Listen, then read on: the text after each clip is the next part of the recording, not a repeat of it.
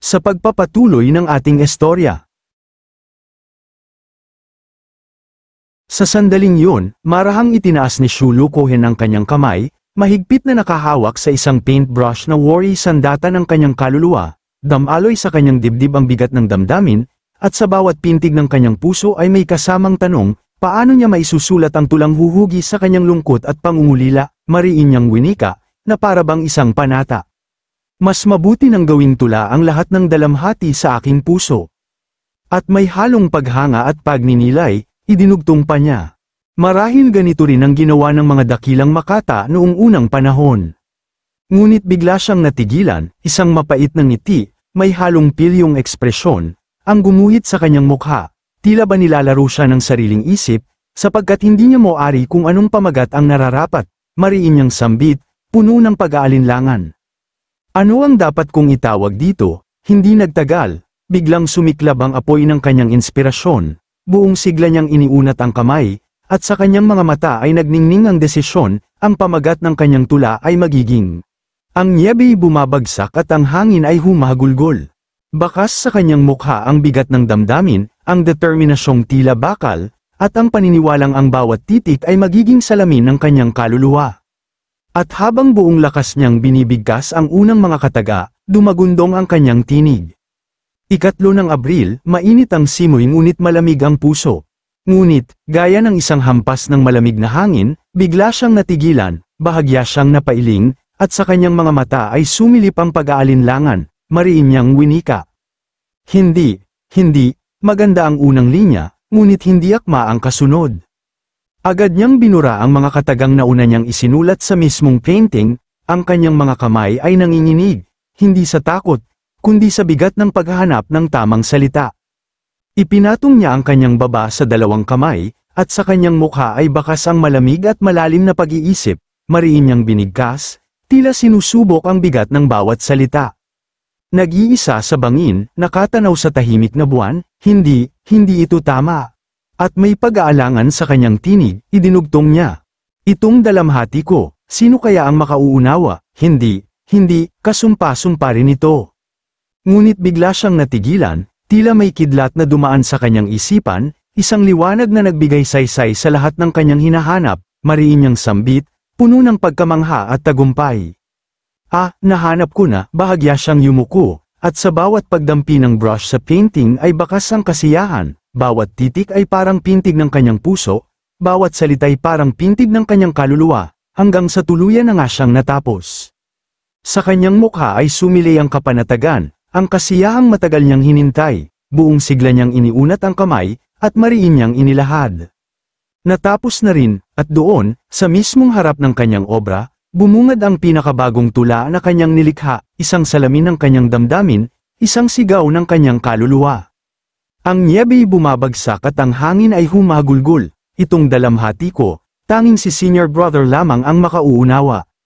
Sa sandaling yun, napatakip siya sa kanyang bibig, worry hindi makapaniwala sa bugso ng damdaming sumilakbo sa kanyang dibdib, unti-unting namuo ang mga luha sa kanyang mga mata, kumikislap sa liwanag na tila mga bituin na nahulog mula sa langit, bakas sa kanyang mukha ang kasiyahan at kapanatagan, habang marahang nagwika sa sarili, puno ng paghanga at paniniwala.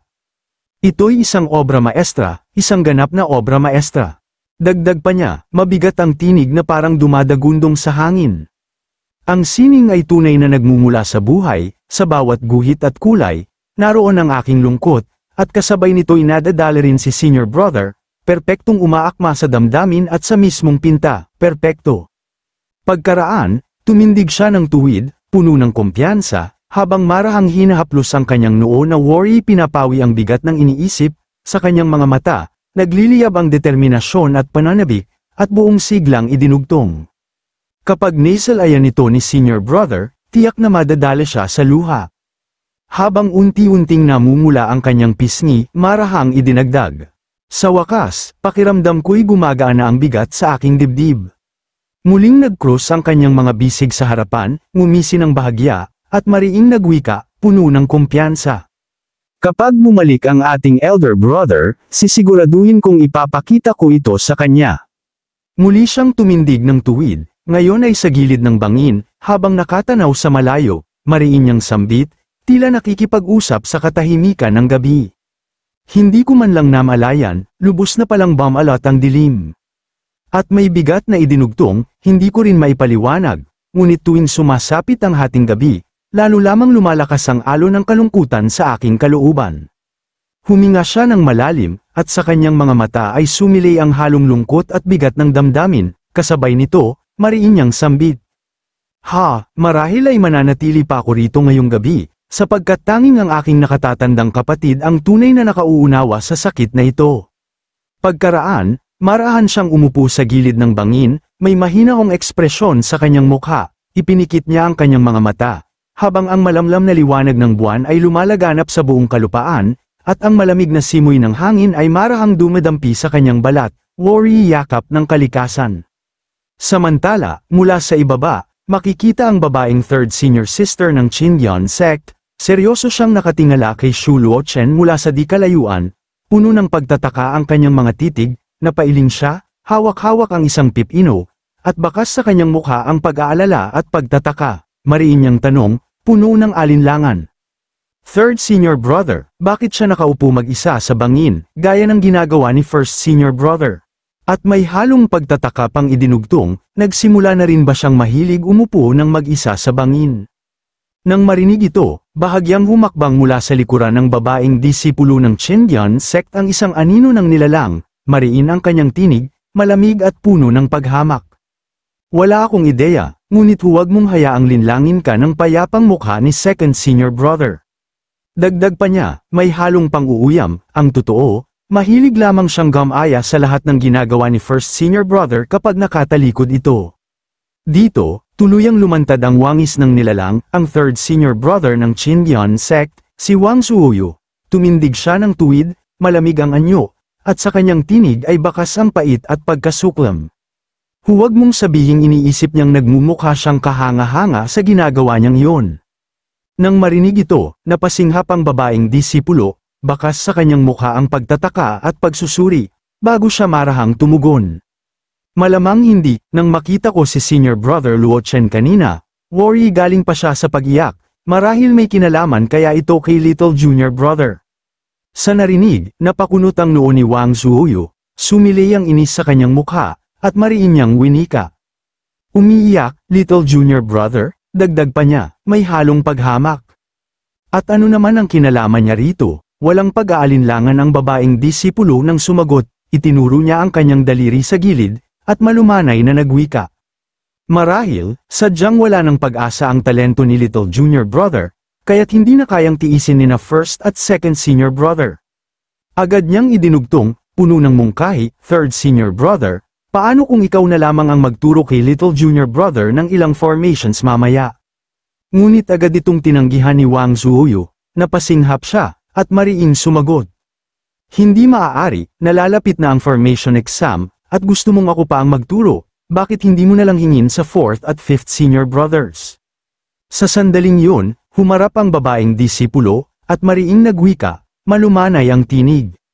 Matagal nang wala sa bundok sina 4th at 5th, hindi sila agad makababalik. Idinugtong pa niya, puno ng pag-aalala, kung gayon, baka kay senior sister na lang ako lumapit.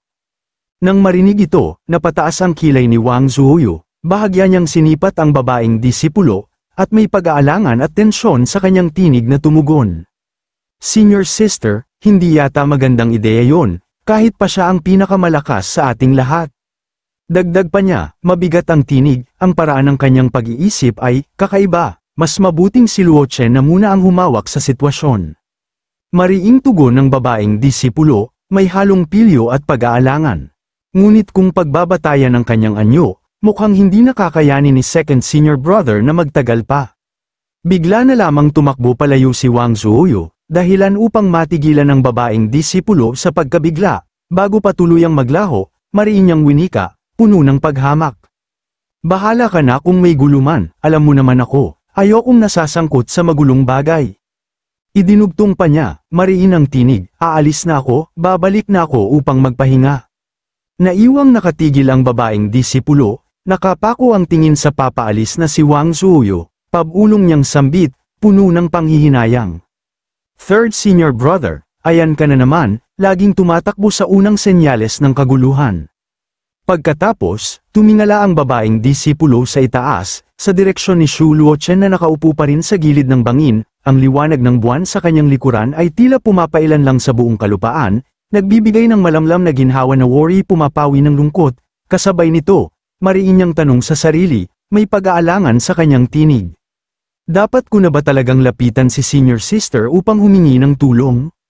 Sa puntong yun, makikita si Shu Luochen na patuloy pa ring nakaupo, nakapako sa kanyang pagninilay-nilay, ngunit bigla niyang iminulat ang kanyang mga mata, at bahagyang isinipat ang kanyang tingin sa gilid nang mapagtanto niyang malalim na ang gabi, bakas sa kanyang mukha ang inis at pagkayamot. Napasinghap siya, at mariin na nagwika, malamig ang ekspresyon. Sumpa naman, lampas hating gabi na, at ang kanang mata ko'y patuloy pa ring kumikibot. Idinugtong pa niya, may pag-aalangan sa kanyang tinig. Huwag mong sabihing may mas masahol pang darating. Ngunit bigla na lamang siyang napatawa ng malakas, tila sinaniban ng isang masamang espiritu, ang kanyang ekspresyon ay puno ng paghamak, at buong lakas niyang idinagdag. Ha, imposible, ano pa ba ang mas malala kaysa kahapon? At habang pasiga niyang winika, worry isang baliw na nakawala mula sa piitan ng isip. Ano, bigla na lang ba akong mabubugbog ng walang dahilan? Sa sandaling yun, tumalikod siya at mabilis na tumakbo. Tinatahak ang daan patungo sa kanyang silid upang magpahinga, kasabay nito, mariin niyang sambit, puno ng kumpiyansa. Hindi, oras na para matulog, oras na para matulog.